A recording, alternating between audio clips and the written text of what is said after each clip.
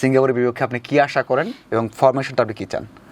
দেখেন, আমরা ভিয়েতনামে প্রচুর ভুল করেছি, প্রচুর ভুল করেছি, যেগুলি এই 2-3টা সেশনের কোচ কীভাবে রিকভার করবে I don't know, but Vietnam is so energetic team.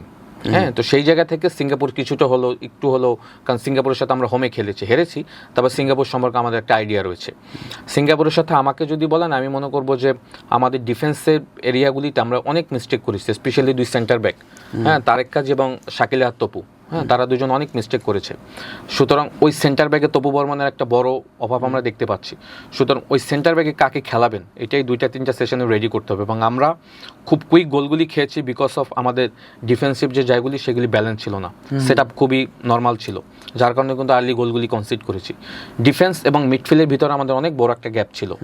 হ্যাঁ, সো এই গ্যাপটা যত তাড়াতাড়ি ক্লোজ করতে পারবেন এই সেশনগুলিতে, মিডফিল্ড থেকে যদি আপনি ব্লকটা তৈরি করতে পারবেন, দেন হয়তো আপনার ডিফেন্সের উপর প্রেশারটা কম আসবে। আদারওয়াইজ কিন্তু সিঙ্গাপুর আপনাকে, যেহেতু তারা হোমে খেলবে, তাদের একটা অ্যাডভান্টেজ আছে, তারা কিন্তু আপনাকে কিন্তু সহজে সুযোগ দিবে না এবং তারা তাড়াতাড়ি খেলাটা কন্ট্রোল করার চেষ্টা করবে। সুতরাং আমাদের মিডফিল্ড এবং ডিফেন্স জোনগুলি খুব কম্প্যাক্ট থাকতে হবে, সেম টাইম গোলকিপিং পজিশন নিয়েও আপনাকে চিন্তা করতে হবে। এবং অ্যাটাকিং থার্ডে যেহেতু রাকিব নেই, মোরসালিনকে দিয়ে যদি আপনি স্টার্ট করেন, মোরসালিনের সাথে ফাহিম আর এক পাশে কে স্টার্ট করবে, তাদেরও আসলে অ্যাটাকিং থার্ডে কী কাজগুলি থাকবে, আমরা কাউন্টার অ্যাটাকে খেলবো না বল পজিশন নিয়ে খেলবো না লং বল খেলবো, 2-3টা সেশনে কিন্তু এগুলি রিকভার করতে হবে।